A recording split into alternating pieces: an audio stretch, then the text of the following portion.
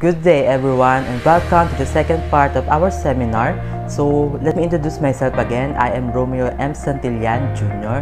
from BSBA FM1C and I'm currently studying at Bulacan State University, Meneses campus. So our last seminar is all about self-awareness and values education. So we are now on the second part of our seminar which is all about leadership training. So I choose this topic also because everything naman ang ginagawa natin is may leadership. And kailangan may mga qualities tayo na dapat i-apply sa lahat ng mga ginagawa natin. So now, let's proceed to the seminar which is leadership training. First, let's define what is leadership. So lahat naman tayo is familiar kung ano naman yung leadership o yung term na leader, no? Pero discuss pa rin natin. Sabi dito, leadership is the art of a motivating group of people to act toward achieving a common goal. So, leadership is all about leading, di ba? In Tagalog, mayroong isang mamumuno or either is a group of people na mamumuno sa isang group para naman ma-achieve nila or para i-motivate nila yung mga followers nila, yung mga members nila na i-achieve yung goal na gusto nilang ma-achieve. Sabi dito, leadership as influence.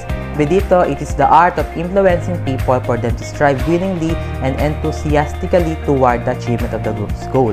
Ideally, people should be encouraged to develop a willingness to work with skill and confidence. So, sabi dito, ang leadership is all about influence. So, tulad yung sinabi ko kanina, ang leadership is about motivating your followers. So, dito, leadership as influence, dapat na-influensyahan mo yung mga followers mo or yung mga kagrupo mo para ma-achieve yung goal na gusto nyo. And also, dapat sa paggagawa nyo, sa pag-achieve nyo ng goal nyo, dapat meron kayong quality sa skill and confidence. So, ano nga ba yung skill? Sabi dito, ang skill, it is ardor, earnestness, and intensity in the execution of work. Confidence reflects their experience and technical ability. So, in Tagalog, skill is simply about sigasig or sikap. Sobrang importante na meron kang sikap sa paggawa ng mga bagay na gusto mong i-achieve. Dahil there is a high chance na ma-achieve yung goal nyo if meron kang sikap and motivation. Leaders, they act to help a group attain objectives through the maximum application of its capabilities. So, yun nga, tulad yung sinasabi na ang leaders daw ay, ang goal niyan is matulungan niya yung mga kagrupo niya. But syempre, dapat sa pag-leader, may mga ina-apply ka din mga capabilities. So, mamaya, i-discuss natin yung mga qualities na kung anong meron dapat ang isang leader. So, now, let's proceed to the nature of leadership. First, leadership derives from the power and is similar to, yet different from management. So, merong pagkakaiba pa rin ang pagiging leader sa pagmamanage or sa pagiging manager. Ang sabi nga, ang manager ay pwedeng maging leader, but ang leader ay hindi pwedeng maging manager. Dahil nga, magkaiba yun. Dahil ang leader is all about, it's all about pag-guide and pag-lead lang. Second is leadership is essential for managing. So, kahit sabihin mo magkaiba ang management or pagiging manager at pagiging leader, sa pagka-apply ng pagiging leader, hindi natin may iwasang mag-apply ng mga bagay na ginagawa ng mga manager or yung mga tinatawag nilang management skills. Dahil nga leader ka, dapat i-apply mo din yun. Third, leadership and motivation are interconnected. So tulad yun ang sinasabi ko kanina na leadership is all about motivating your group. So kasi sobrang laking importante, sobrang importante na ma-motivate mo yung mga followers mo o yung mga group members mo dahil doon ma-apply nyo or ma-comply nyo yung mga bagay na dapat gusto nyong gawin at gusto nyong i-achieve. Next is the essence of leadership is followership, which is true. Hindi mag-work ang isang grupo kung puro leader lang. Dapat may mga followers na sumusunod and also nakipag-coordinate and mayroong cooperation. Next is leader must coexist with the subordinates or followers. So, di ba nga, sabi ko, hindi dapat mo on leader lang. Hindi lang dapat ikaw ang gumagawa. Dahil nga, leader ka lang, ikaw lang yung mag-guide, ikaw lang yung mag-lead. So, dapat mayroong interactions between the leader and the followers. In short, mayroong participation dahil doon is mabibuild yung loyalty and trust nyo sa isa't isa. Last is leadership is concerned with values. So, sobrang tama yan dahil walang sense yung pagiging magaling mo mag-leader or walang sense yung pagiging magaling ka mag-lead ng isang bagay kung wala kang values. And also to the followers, kung wala silang values, hindi kayo mag-work as a group. Sobrang importante na mayroong positive ethics perspective or positive ethics mindset sa isang group. Now, let's proceed to the leadership and the use of power. So, power. Alam naman natin ang power is all about kakayahan, no? Or kapangyarihan. May power ka. Sabi dito, power is the ability to influence the behavior of others to bring about desired outcomes. You are considered to have power if you can change the behavior and attitudes of other individuals. Ibig sabihin, kapag may mga behavior ka na nabago or na-build sa isang group, you are considered to have a power. Kasi nga, may kakayahan ka, na kaya mong baguhin yung behavior nila yan. Sabihin, may kakayahan kang maging leader talaga. Power comes from different sources and can be classified as follows. So, there are 3. First, legitimate power. Sabi dito, it is also called as position power. It is delegated from a higher authority in formal organizations. Legitimate power may be a reward if the position holder issues compensation for tasks satisfactorily done. So, legitimate power, this is simply about yung mga may mga taas na posisyon. So, best example nito is yung mga politics, government, di ba? President, vice president, senators, etc. Yun. Mga legitimate power sila kasi nga mataas yung position nila, especially country na yung sakop nila. Second is referent power. It is also called as charismatic power. Leaders with this type of power hold and attract people through the strength of their personality. So dito, considered ka as may power, hindi dahil may position ka, kundi dahil magaling ka talaga. Nirerespeto ka ng mga tao hindi dahil may position ka, but mayroon silang nakita sa yung personality or skills na talagang nagustuhan nila, na talagang may isip nila na ay magiging successful yung pag-achieve natin sa isang goal. Third and last power, expert power. This is also known as a knowledge power. This arises from a person's specialized knowledge and information about certain situations. It also depends on one's training, education, and experience. So, expert power, from the word itself, expert. They are professionals in a certain kind of things. For example, they are graduated from this specific course, diba? For example, isa kang sociologist. So, considered ka as expert power. So, now, let's proceed to the qualities of a good leader. So, as we all know, leadership is everywhere. Hindi lang naman yan sa school, hindi lang naman yan sa klase, hindi lang din naman yan sa bahay, no? Lahat madami. For example, kahit sa mga film industry, trading industry, and also into the world of music. So, gagamitin ko yung example na yon, the world of music industry. So, eto, for sure, kilala niyo siya. She's a global superstar, no? Nakilala naman natin, she is Taylor Swift.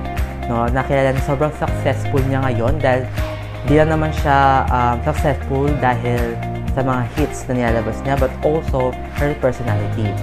As we all know, she's a singer and songwriter. So, alam naman natin na ang isang artist, lahat ng artist, no, kapag gumagawa sila ng music, di lang naman sila mag-isa gumagawa. Yes, they can write by their own, but when they produce the song or the whole album, for sure, may makakatulong yan. So, ganun yung example ko ngayon. Ayan, makita niyo sa picture, may mga katulong siya, may mga subordinates siya. And mapapansin nyo, siya yung parang nagli-lead sa mga kasama niya. Diba? Yan, may isang song na gagawa or may isang song silang gagawin. So, siya yung magli-lead na ganito ang gawin natin, ganyan ang gawin natin. So, ganun. So, dahil sa qualities na meron siya sa pagiging leader niya sa lahat ng bagay, mag-resolve yun into a positive outcomes, which is eto. Diba? Dahil sa galing niya sa pag-lead, no, talaga nag-resulta ito sa magandang outcome. Ayan, dumami yung mga awards niya and recognitions. So, magtataka kayo, anong point anong point, ba't ko siya sinama dito? Ba't ako nag-include ng isang global superstar? So, gusto ko lang iparating na si Taylor Swift ay marami siyang qualities na nai-apply, kaya siya naging successful. So, ngayon, pag-uusapan natin yung mga qualities na yun. Kung ano dapat yung mga qualities na meron tayo para maging successful tayo at magkaroon tayo ng positive outcomes. First is determination. Determination is all about yung tiyaga mo or yung sikap mo para ma-achieve mo talaga yung isang goal, diba? It's all about motivating yourself, no? Kung gaano ka ba ka-inspire para ma-achieve yung isang goal. So, yung determination, gustong-gusto mo talaga siyang ma-achieve, talagang pagsisikapan mo. Next is flexibility. Flexibility is all about dapat alam mo lahat ng bagay. Like, kaya mo i-handle lahat ng mga magiging problema and also can adapt any kind of situation. Next is resourcefulness and also creativity. Actually, they are very similar with each other. Sa resourcefulness, dun matetest, no? Kung gaano katatas yung utak mo in terms, especially kung may problema kayo, no? Yun nga yung sinasabi na creative. Resourcefulness is also about resourcefulness. So, doon pumapasok yung mindset na we are very creative or we are very equipped that quality na sobrang sanay na tayo sa lahat ng bagay. Hindi tayo nag-hesitate sa paggawa ng mga decision makings, no? Next is self-confidence, no? So, sobrang importante as a leader na meron kang confidence sa sarili mo. Dahil nga may mga followers ka, dapat maski sila nakikita nila na confident ka sa lahat ng mga ginagawa mo, sa pag-lead mo. Dahil kung makita nila na confident ka sa lahat ng mga ginagawa mo as a leader, may inspire sila, mamotivate sila na pagbutihin yung gagawin nila para ma-achieve yung goal nyo. Next is positive attitude and optimism.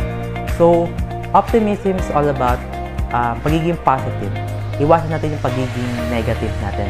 Yung pag-iisip natin na, paano kaya pag ito nangyari? Paano nag-fail tayo? Wag. Iwasan yung ganun. Dahil kung meron tayong negative attitude, possible na maging negative din yung outcomes natin. No? So, sobrang importante na positive tayo sa lahat ng mga ginagawa natin, sa pag-lead natin, so that maging positive outcomes din yung makuha natin at the end. Next is responsibility. So, syempre, as a leader, sa'yo sila didepende, yung mga followers mo. So, syempre, alam mo yung mga responsibility mo as a leader, kung ano yung mga dapat gagawin mo as a leader. So, dito rin papasok na dapat hindi natin sinisisi kung kani-kanino if there's a failure. Next is good communication skills. Mayroon tayong magandang communication skills as a leader. Dahil leader ka, ikaw yung mag-lead So, dapat alam mo lahat ng mga sasabihin mo. Alam mo dapat yung mga hindi mo dapat sasabihin. And alam mo yung mga sasabihin mo upang ma-achieve yung goal na gusto nyong ma-achieve. Next is consistency, reliability, and accountability. Consistent. Reliability, mapagkakatiwalaan, no? Accountability, we should be accountable sa lahat ng mga nangyayari. No? If may mangyari mang hindi maganda, as a leader, we should be accountable and we should also know how to handle it at the same time. Next is planning ahead. So, sobrang importante na mayroon tayong plano sa lahat ng ginagawa natin. Kahit di tayo leader, no? Kahit sa lahat ng mga ginagawa natin sa araw-araw na buhay natin, sobrang importante na nagpaplano muna tayo before we take actions. Dahil kung hindi tayo nagplano at nag-take agad tayo ng actions, there's a high chance na mag-fail tayo or hindi umubra or hindi natin makuha yung goal na gusto natin makuha. Next is patience. No, sobrang importante na meron tayong pasensya. Hindi naman porket nag-fail tayo, may nangyari agad, suko na agad. No, di ganun ang leader. Kung ang leader,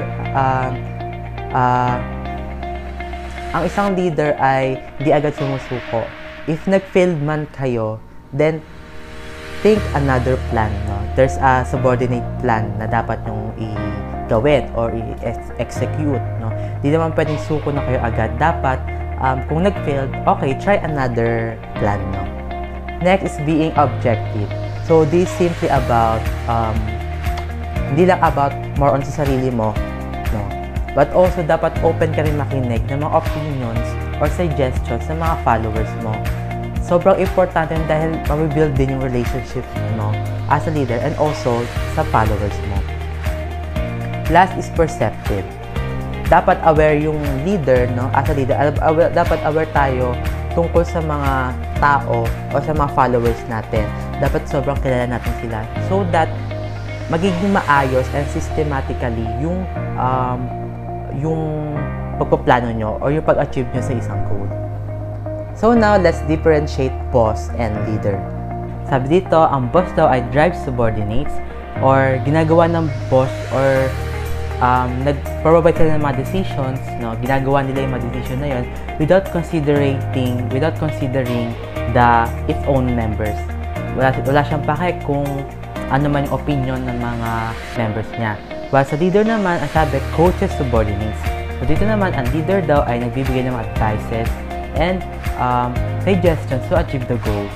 And not only sa kanya lang, but also to the followers. Sa boss, sabi din sa boss daw ay depends on authority or nakadepende lang sila sa power o sa kapangyarihan nila as a boss. Pero ang leader ay depends on goodwill or pa sa kabutihang loob naman. Ang boss daw ay inspires fear. No? Kumbaga pang more fear yung sentro upang ma-achieve or para ma-motivate yung mga its own members niya. Samantalang ang leader naman ay generates enthusiasm or dito imbis na fear, mas pinapadevelop niya pa sa mga followers niya or sa mga members niya yung mindset na sikap or sigasi. Sabi na, sa boss naman sabi says I or sarili niya lang, and sa leader naman says we or tayong lahat, no? So sa boss places blame for the breakdown. Sabihin, biniblame niya doon dahil sa nangyari. Pero sa leader naman, imbes na i-blame niya, sa solusyonan niya. No? Ganun sa leader. Knows how it is done. Sa boss yon. Alam niya na daw kung paano gagawin. Samantalang ang leader ay shows how it is done. Dito naman, kung sa boss alam niya, sa leader naman, ipapakita niya yung alam niya. And ituturo syempre. So, uses people, sabi sa boss. Sa leader naman, develops people. So, sa boss, ginagamit mo lang yung tao para ma-achieve yung goal ng isang company or goal ng grupo. Samantalang ang leader naman develops people. Hindi siya gagamitin, but also para mahasa or matuto rin yung mga members. Sabi naman sa boss, takes credit, at sa leader naman gives credit. So, sa boss din, sabi, commands or palautos, diba? Samantalang sa leader, asks. Sabihin, may participation talaga between the leader and its subordinates. So, and last, sabi naman sa boss ay says go. Samantalang ang leader, ang sabi naman says let's go. So, andun yung teamwork, andun yung consideration between the leader and its members. Now, let's proceed to the guidelines to achieve leadership. First, practice discipline. So, dahil leader ka, ikaw ang namumuno. So, dapat sa sarili mo, may disiplina ka. Dahil nga, magiging image ka din or magiging role model ka dahil sa mga followers mo. So, dapat sa sarili mo, meron kang disiplina.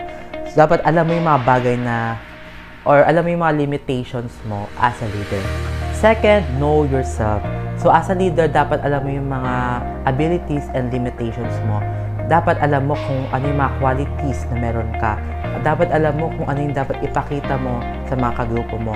Dapat alam mo kung sino ka so that magiging maayos din yung or magiging maayos na sistema yung relationship nyo between the followers and you as a leader. Third is learn to follow. So sabi ko nga kanina na as a leader we should be open, no, na makinig sa mga opinions ng mga followers mo dahil leader ka lang naman, hindi ka naman boss or manager. So, learn to follow, learn to accept failures, no? Learn to accept mistakes, learn to follow what is good or kung ano yung mas makakabuti, no? Especially kung galing yon sa mga kagrupo mo. Next is be mentally alert. So, sobrang importante nito. So, dapat alert tayo or attentive tayo sa lahat ng mangyayari. Kasi sobrang importante na aware tayo sa mga bagay na yon so that makakapag-decide tayo ng magandang decisions Dahil I believe na if we have good decision making, then it can be resulted into a positive outcome. Next, develop situational awareness. So medyo connect siya sa be mentally alert. Dapat aware tayo sa mga possible na mangyayari if andun na tayo sa mismong setting ng pagiging leader. Dapat aware tayo na what if ganito mangyari. Dapat may mga naka-ready ka ng plans or answer or solutions sa mga problema na yun or sa mga situations na yun. Next is inspire and empower your teammates. So dahil nga grupo kayo, leader ka, may mga followers, so it's important then to build your relationship with each other. So as a leader, goal mo or responsibility mo na ma-motivate mo yung mga ka-members mo, yung mga followers mo, no? Dahil paulit ko ang sinasabi na kapag motivated ang isang group para ma-achieve ang isang goal, definitely it will be resulted into a positive outcome or result. Next is keep learning. So as a leader, di naman porket leader ka, alam mo na lahat. For sure, kahit sabi mong matalino ka, for sure may mga bagay kang di mo alam or di mo kaya. So, as a leader, dapat we are also accepting new lessons, new learnings, especially sa mga natutunan mo sa pag-lead mo as a leader sa isang group. Or kaya may mga failures kayong nangyari dahil sa maling decision making mo. Learn to accept that. It's okay, no? Okay na yung nagkakamali ka kaysa naman hindi, kasi hindi ka naman natututo. So, failures means new learnings for me. As learn to adjust to change. So, as a leader, dapat hindi lang tayo sa sarili natin, hindi lang sarili natin yung isip natin. Hindi lang dapat sariling decision lang natin yung pinaka-complain natin between you and the followers. But also learn to adjust to change if you should open to the opinions of your followers. Sobrang importante na mag-a-adjust ka rin as a leader. No? Hindi lang porket leader ka, sa'yo lang. So, learn to adjust din. Kasi if there's a coordination and cooperation between the followers, no? Sobrang dami, magiging successful talaga at the end yung grupo nyo. Now, let's proceed to the 11 principles of leadership. First, take responsibility of your action regardless of the outcome. So, as a leader, responsibilidad mo na panagutan if mayroon mang mga mangyayari. If naging successful kayo or naging successful yung pag-lead mo o ano na gagawin mo, dapat alam mo yon. Or, kung may mali kayo nangyari or may mali kayo nagawa at nag-result sa negative outcome, dapat alam mo kung paano siya i-handle at the same time. Second, set the example. Ito naman yung paggagamit mo ng mga examples in every decision you make. For example, ayan, sinabi ko, for example, di ba? Sobrang importante nung ganun. Kasi kapag nabibigay tayo ng examples, mas lalo yung maintindihan ng mga followers mo kung paano ang dapat gawin. Kung ano yung mga dapat hindi gawin mo. So, dahil doon, maging successful yung group nyo. Third, know yourself and make improvement. So, sabi ko nga kanina, sobrang importante na alam mo yung sarili mo, yung mga abilities mo, mga limitations mo, yung mga qualities na meron ka. Dahil doon makikilala mo pa yung sarili mo pag alam mo yon. And malalaman mo kung saan ka kulang. And syempre, make improvement din. Kung sa tingin mo dito ka kulang, dapat i-practice mo yung self mo na mag-improve pa. Fourth, seek responsibility and develop a sense of responsibility. So, similar siya sa number 1, no? Na dapat we should practice the sense of responsibility. Dahil leader ka, leader is also a recognition, no? So, sobrang laking responsibility na maging leader dahil nasa sayo ang halakhak, diba? Sabi nga nila, nasa sayo ang power, no? So, dapat alam mo yung mga responsibilities mo as a leader. Next, ensure that the task is understood. So, sabi ko nga kanina, diba? Sobrang importante na we can communicate effectively. So, if we can communicate effectively, there's a high chance na ma-understood ng mga followers mo lahat ng mga dapat nyong gawin or napag-usapan nyo. Kaya sobrang importante na understood ng mga followers mo yung mga dapat nyong gawin so that we can avoid conflicts. 6. Know your men and look out for their welfare. So this number talks about knowing or kilalanin mo pa yung mga members mo or yung mga followers mo. And syempre, habang nagkasama-sama kayo, try to look out din for their welfare. Kung nag-i-improve ba sila, tumutulong ba sila. Kasi sobrang importante na fully aware ka sa mga welfare ng mga followers mo. Next, keep your men always informed. Sobrang importante na inform lahat ng mga followers mo.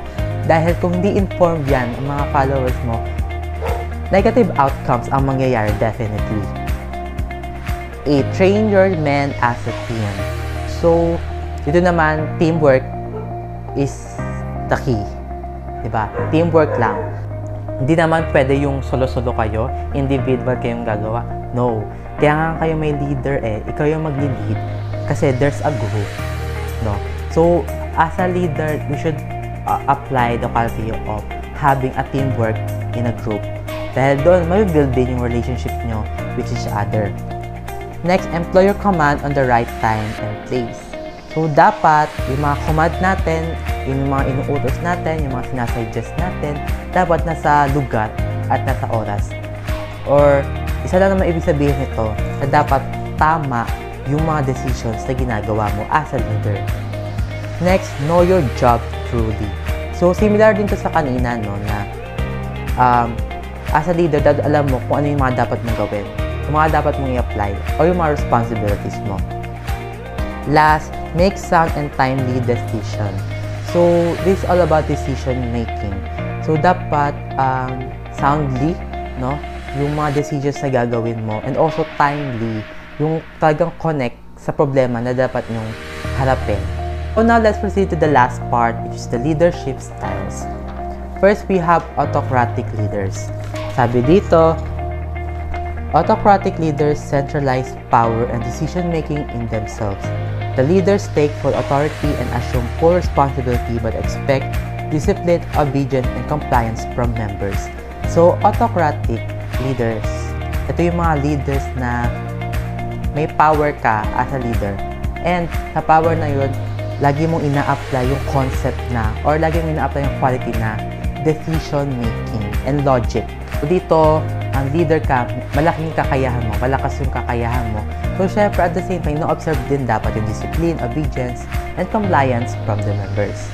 So second leadership style would be participative leaders. Also called democratic leaders, share power and authority with the members of the group.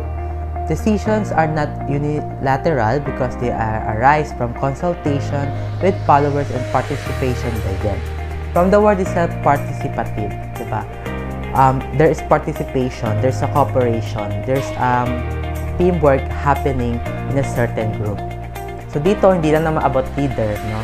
Hindi lang about leader. So may mga karapatan din, o may mga power din, yung mga followers mo. No? Para mag-share kayo ng mga thoughts and opinions, no? Para ma-achieve yung goal na gusto nyo ma-achieve. Last leadership styles, laissez-faire or free-rein leaders. Avoid power and responsibilities. They depend largely upon the group members train themselves and provide their own motivation. The leaders plays only minor roles. So, dito naman, may leader pero hindi siya ganun kataas tignan yung power niya. Kumbaga, pantay-pantay lang tingin sa isa't isa. So, everyone can be a leader and everyone can also be a follower. So, there's also a participation between the leaders and the followers. So, therefore, sobrang importante na alam mo yung mga qualities na meron ka if sakali magiging leader ka. No? Hindi lang naman yan, ang leader, hindi lang naman yan sa mga schools. Lalo na pwede ka rin maging leader kapag sa trabaho ka na. No? May mga event kayo or papunta ka sa mataas na posisyon. No? Dapat importante na alam natin yung mga qualities natin as a leader. Dahil sobrang importante na ma-develop natin yung skill na yon dahil alam natin na mag-resulta talaga yon sa isang positive outcome or ma-achieve nyo yung goal na gusto nyo talagang ma-achieve.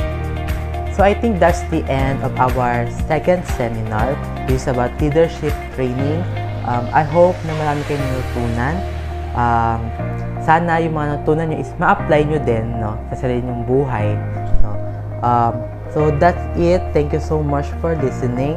I hope you learned something. I hope you learned a lot for our second seminar. So that's it. Thank you so much and have a nice day.